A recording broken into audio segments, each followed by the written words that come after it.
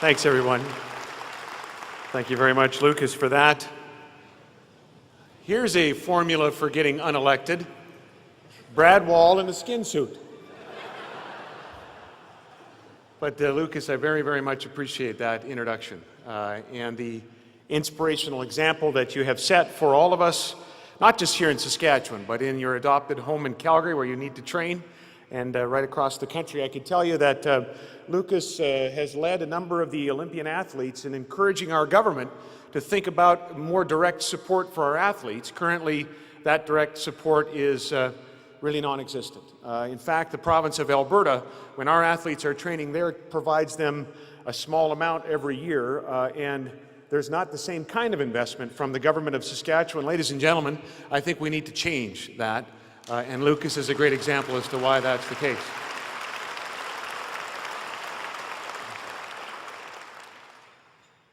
I remember watching the Olympic coverage one evening on CTV. They did a feature on the CEO for VANOC, for the Vancouver Olympic Committee, a fellow by the name of John Furlong, who was a driving force together with that very famous expatriate of the province from Mortlach, a driving force behind the successful Olympic bid in Vancouver. John, he recounted in the interview, came to Canada in his early 20s from Ireland.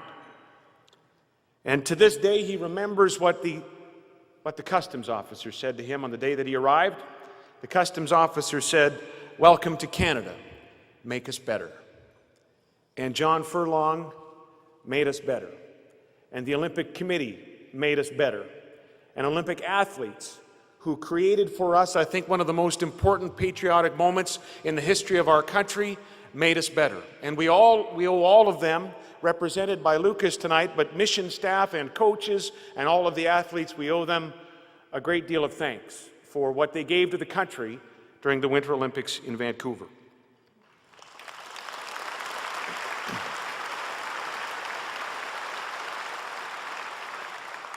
I want to acknowledge the City of Regina, Mayor Fiacco, who was an early supporter of our pavilion presence in Vancouver, and more important than that, Pat was there to ensure that, along with other cities and companies, to ensure that when the Olympics were complete, that we would have a legacy, that our pavilion would create a legacy, and $446,000 was raised by cities and by companies, and of course with the help of our athletes, and we'll be investing those dollars in our young people to encourage their involvement in sports and recreation and cultural activities. So thank you, Mayor Fiacco and the City of Regina, for your vision and your leadership in that respect.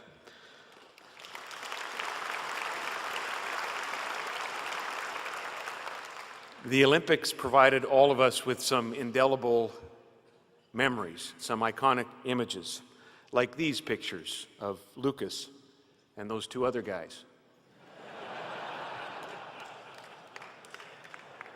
And then there's this great picture from the Olympics. Remember that one? You know, I said to Premier Campbell, we're the rural province, but you put Wayne Gretzky in the back of a half-ton for the torch lighting. He told me, he said someone from Saskatchewan had suggested the idea, and they took it. He's pretty quick for an older fella. Probably, though, the most iconic images of those games, the most indelible of memories happened in the last moments of competition. Remember this? Over the line, Sidney Crosby can't bust in. Up with it again. He's on the ice with a Ginla. A Ginla scoping. Sidney Crosby, the golden goal, and Canada has once in a lifetime Olympic gold. I think everyone in Canada remembers where they were at that moment in our history. But just for a moment, I want you to think about how you felt when this happened. Patrick Kane able to filter it across. Ryan Suter has it there, through one that rattled around behind. Pavelski there, slipped one in front. Kane a shot off at they score! Zach Parise out of a net zone. You remember what that was like? Do you remember how you felt when that happened? 24 seconds away from hockey gold, which would have been the culmination of our best Olympic effort ever. 24 seconds away from winning that game, and Parise scores. The teams went back to the dressing rooms, and I think a lot of Canadians wondered what was happening in the Canadian dressing room at that moment. They were wondering, I was wondering, what kind of team would come out of the dressing room? Would it be a team focused on that goal that happened and potentially snatched victory from Canada? Or would we see the team that had got us to that final gold game in the first place, the team of champions? The reason that I want you to think about that moment for now is that I believe it's kind of a metaphor for the challenges that we have faced in Saskatchewan over the last 18 months. Because the province of Saskatchewan, for a number of years, spanning not just our government, but into the late term of the previous administration, has been on a bit of a roll and had experienced the leadership position, especially here lately in the country. And we were met with some significant challenges. We were that team at intermission between the third period and the final period. And we had taken a hit, as every region of the world had, as a result of the global recession. 18 months ago, Lehman Brothers collapsed, and so many iconic Wall Street firms followed. And economists tendered forecasts for gloom, and for plunging GDP, and for job loss. And here in Saskatchewan, there was concern. But if you remember back to then, as I do, there was also a quiet confidence in this new Saskatchewan of ours, that if we kept doing what we had been doing, we were going to come out of the dressing room okay. If the world's currency at the time was fear, then Saskatchewan was the central bank of hope and of cautious optimism and of modest confidence. That's probably only a term that we would use in Saskatchewan. So what happened since November of 2008? Was your optimism misplaced? Was your hope in this province ill-considered? What happened? Well, I'll tell you, if you'll let me. Through that recession, unprecedented since the Great Depression, we led the nation with the lowest unemployment rate, below 5%, almost each and every month. We were one of only 2 jurisdictions in the Dominion of Canada to actually create jobs through the recession. Ladies and gentlemen, that's what happened. We set our job creation record in August of 2009, in the middle of that bash-your-teeth-in recession. That's what happened.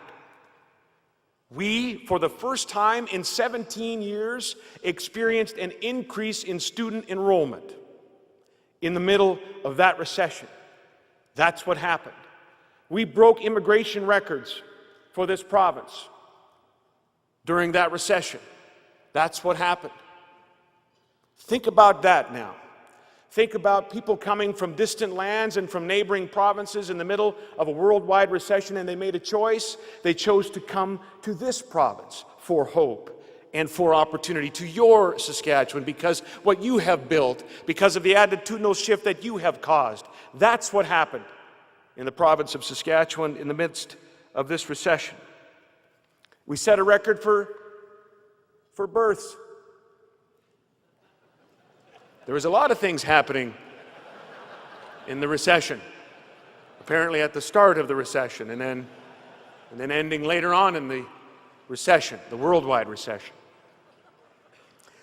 By the way, we know one of the reasons for this. Recently, there was a study released that said Saskatchewan, one of the beers made right here in Saskatchewan, Great Western beer, the beer made right here in Saskatoon, increases your sex drive, is what the study says. It was published in the major daily newspapers, because it said the barley they use, and this would be now true of other beer companies that use barley that contains a lot of potassium, which of course comes from potash fertilizer, and it increases your drive. You know, I'm 44. I should be comfortable talking about this sort of thing, but I'm not.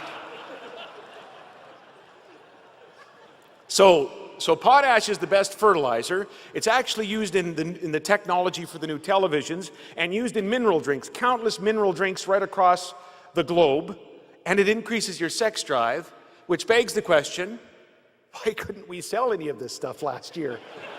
Really?